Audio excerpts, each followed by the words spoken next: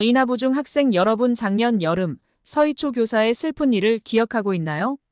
그 일로 인해 교육활동 침해가 사회적 이슈가 되었습니다. 서로 존중받는 안전한 교실에서 행복한 학교 생활을 할 수 있도록 2024학년도 교육활동 침해 예방 교육을 시작하도록 하겠습니다. 먼저 교육활동 침해 행위가 무엇인지부터 알아볼게요. 교육활동 침해 행위란 소속 학교 학생 또는 보호자 등이 교원의 교육활동을 침해하는 행위를 말합니다. 우리가 말하는 교권은 교원의 교육권과 학생의 학습권을 포함하는 개념입니다. 따라서 교권 침해가 발생하면 선생님의 교육할 권리뿐만 아니라 여러분들의 학습할 권리도 침해된다는 것을 기억해 주세요. 이제 구체적인 교육활동 침해 행위는 어떠한 것이 있는지 알아볼게요. 교원의 지위 향상 및 교육활동 보호를 위한 특별법 제2조의 3에 근거하면 첫 번째, 형법상 상해폭행죄, 협박죄, 명예에 관한 죄, 손괴의 죄에 해당하는 범죄 행위. 두 번째, 성폭력 범죄의 처벌 등에 관한 특례법 제2조 제1항에 근거한 성폭력 범죄 행위. 세 번째, 정보통신망 이용 촉진 및 정보보호 등에 관한 법률 제44조 27 제1항에 근거한 불법정 보유통 행위. 네 번째, 그 밖에 교육부 장관이 정하여 고시하는 행위로서 교육활동을 부당하게 간섭하거나 제한하는 행위라고 규정되어 있습니다. 4번에 적힌 그 밖에 교육부 장관이 정하는 고시에서의 교육활동 침해 행위는 어떠한 것이 있을까요? 그것은 교육활동 침해 행위 고시 제2조에 나와 있어요. 구체적으로는 1. 형법 제8장 공무방해에 관한 죄 또는 제34장 제314조 업무방해에 해당하는 범죄 행위로 교원의 정당한 교육활동을 방해하는 행위. 2. 교육활동 중인 교원에게 성적 언동 등으로 성적 굴욕감 또는 혐오감을 느끼게 하는 행위. 3. 정당한 교육활동에 대해 반복적으로 부당하게 간섭하는 행위. 4. 교육활동 중인 교원의 영상, 화상, 음성 등을 촬영, 녹화, 녹음, 합성하여 무단으로 배포하는 행위. 5. 그 밖에 학교장이 교육공무원법 제43조 제1항에 위반한다고 판단하는 행위가 여기에 속합니다. 계속해서 법령을 살펴보니 어질어질한가요? 그렇다면 교육활동 침해는 구체적으로 어떤 모습으로 나타나는지 알아볼게요. 먼저 교원의 신체를 밀고 당기거나 뺨을 때리고 침을 뱉거나 신체를 향해 물건을 집어 던지는 등의 폭행 상해가 있어요. 실제 폭행 상해가 이루어지지 않아도 물건을 던지고 위협하는 행위도 여기에 속할 수 있어요. 다음으로는 가족 등 제3자에게 해코지하겠다고 하거나 부정적인 이야기를 유포해 해악을 입히겠다 고지하는 것, 외압으로 징계 고지하는 등의 협박의 모습으로도 나타날 수 있어요.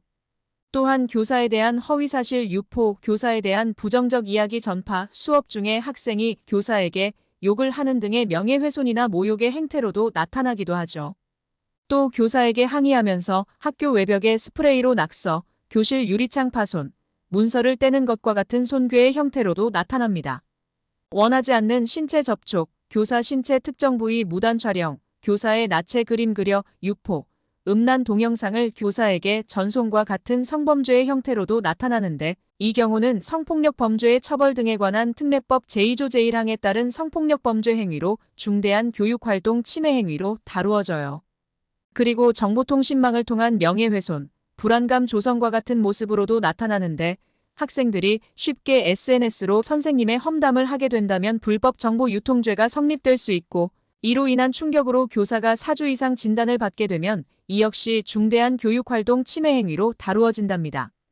다음으로는 소란을 피워 수업을 방해하는 경우인데 공무집행 방해 죄목이 성립됩니다.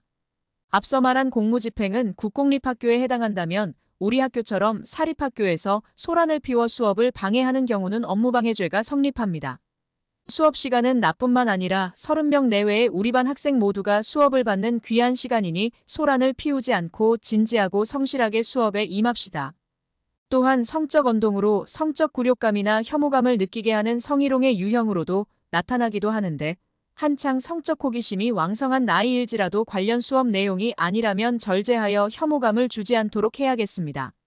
이뿐 아니라 학생의 보호자나 학생이 교사에게 수시로 전화나 문자로 교사의 업무나 수업을 과도하게 간섭, 자녀의 개인적인 이유로 교육과정에 부당한 요구를 하거나 간섭하는 것은 교원의 정당한 교육활동의 반복 부당 간섭 행위로 인정됩니다. 또한 교육 중인 교원을 촬영하고 이를 합성, 무단 배포하는 경우도 교육활동 침해 행위로 간주됩니다. 사랑하는 선생님일지라도 선생님의 양해를 구하지 않고는 찍지도 말고 배포하지도 않습니다.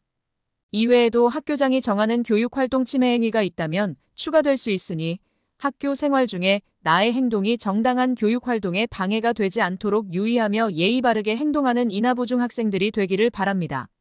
대부분의 학생들이 예의 바르게 학교 생활을 잘하고 있지만 일부 진짜 몇몇 학생들에 의해 교권 침해가 발생하기도 하는데요. 그렇다면 교권 침해 사안이 발생하면 어떻게 진행되는지 잠시 알아보도록 할게요. 먼저 사안이 발생하면 피해 교원은 교권보호 담당 부서에 신고를 합니다. 그러면 담당 선생님은 사안 조사를 하여 교권보호위원회의에 심의를 해달라고 요청을 하지요.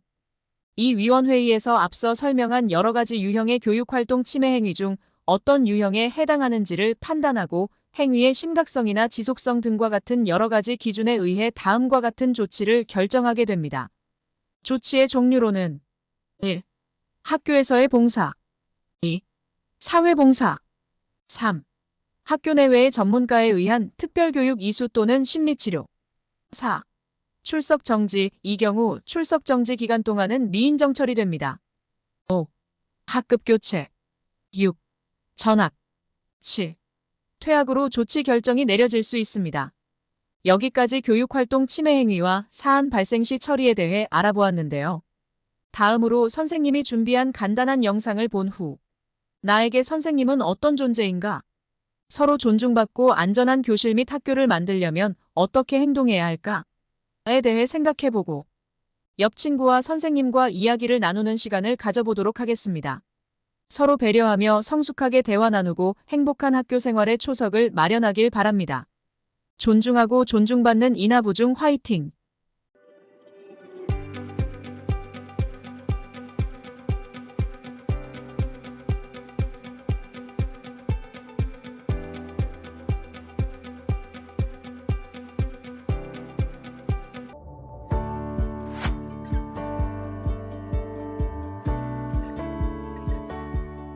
안녕하세요. 저는 18살 고등학교 2학년입니다. 학생들을 가장 위해주시고 아껴주시는 분이라고 생각합니다. 저는 19살 고3입니다. 학생들에게는 정말 많이 필요한 존재라고 생각합니다. 저는 초등학교 3학년 아이를 키우고 있는 40대 학부모입니다. 아이들을 책임져 주시는 아주 중요한 시기에 계신 귀한 존재죠. 내년이면 이제 중학교에 애를 보내야 되는 40대 아빠입니다. 가치관을 이제 자라나는 세대들한테 이제 주입시켜주는 아주 중요한 역할을 하고 있는 분이라고 볼 수 있죠. 아이들에게 사회를 가르치고 있는 20대 선생님입니다. 아이들이 있어야지 비로소 존재하는 사람이라고 생각합니다.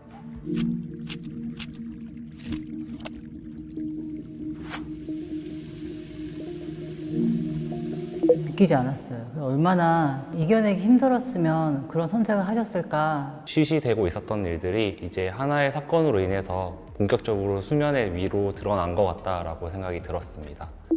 한 학생이 교단 앞에 누워가지고 막 선생님을 조롱하고 수업을 엄청 많이 방해하는 사건이 있었던 걸로 기억합니다. 초등학교 6학년 학생이 선생님을 쓰러질 때까지 엄청 때린 사건이 있었거든요. 그게 너무 충격적이었어요. 학생이 좀 잘못을 해가지고 레드 스티커를 붙였나 봐요. 그걸 가지고 학부형이 연락이 온 거예요. 단지 스티커 하나를 붙였다고 해서 항의를 받아야 되고 거기에 대해서 스트레스를 받아야 된다면 어떻게 정상적인 교육 환경이라고 할 수 있겠습니까?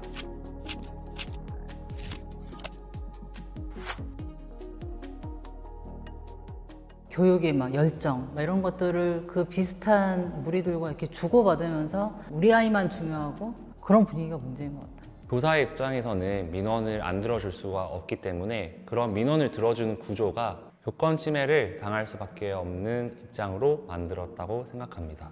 서로의 인권에 대한 존중의 균형이 잘 맞지 않는 것 같아요. 사회에서 학생들의 인권이 좀 높아지는 시기이다 보니까 선생님들의 교권이 상대적으로 지켜지지 못하는 게 아닐까 싶습니다. 저희 때는 자녀들이 많은 때는 뭐 5명, 6명 되고 그랬습니다. 그런데 지금은 거의 자녀들이 1명 아니면 2명이에요. 얼마나 소중한 자식들입니까? 선생님들이 함부로 자식들을 다루거나 내 자식들에 대해서 피해를 주면 엄청난 항의를 하게 돼 있거든요.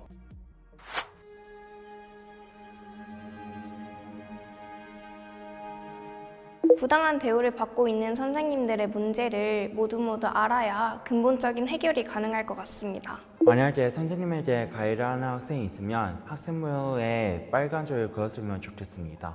이런 악성 민원이 이런 것들이 생겼을 때 이분들도 법 제도로 보호받을 수 있도록 어떤 법안들이 마련되는 것이 필요하다고 생각해요. 인턴 제도 같은 걸 좀 만들 필요가 있지 않나. 초임 선생님들을 바로 현장에 투입하는 것보다는 옆에서 지켜보면서 경륜 있는 선생님들이 그 사례를 다 처리하고 어떤 식으로 넘어가는지에 대해서 학습을 할 필요가 있다고 봐요. 선생님들의 수업에 있어서는 무엇보다도 자율성과 창의성이 존중을 받아야 되는데 여러 가지 법들을 고려하다 보니까 오히려 선생님의 교육 활동이 방해를 받고 있는 것 같습니다. 사실 학교의 내부 사정은 선생님과 학생이 아니면 알 수가 없다고 생각합니다. 학생들과 선생님들이 함께 소통할 수 있는 기회를 마련을 하여서 각자의 의견을 들어보고 의견이 반영된 법이 만들어져야 된다고 생각이 됩니다.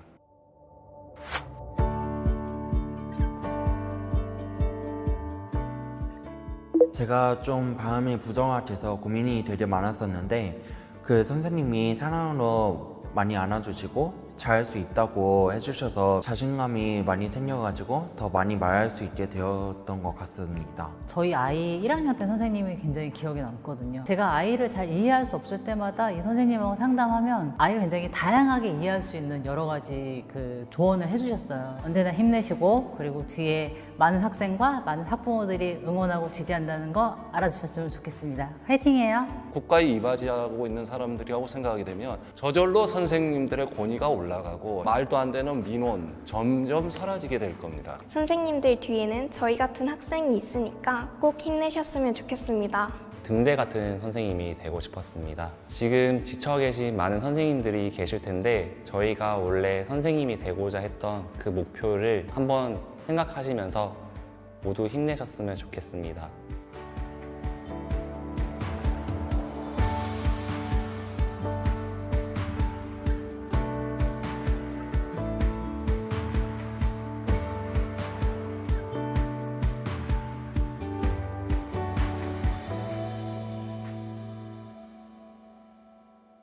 교육활동 치매 예방 교육 생각 나누기 편 활동하기 시작. 먼저 가장 생각나는 선생님을 떠올려보고 친구들과 그 선생님에 대한 이야기를 나누어 보세요. 1번에서 나눈 이야기를 토대로 나에게 선생님이란 어떠한 존재인지 설명해 보세요. 세 번째, 즐거운 학교 생활을 위해 친구에게나 선생님께 지켜야 할 예의에는 어떤 것들이 있는지 이야기해 보세요. 마지막, 존중하고 존중받는 인하부중을 만들기 위해 나는 어떻게 학교 생활을 할지 다짐을 적어보고 꼭 지켜보세요.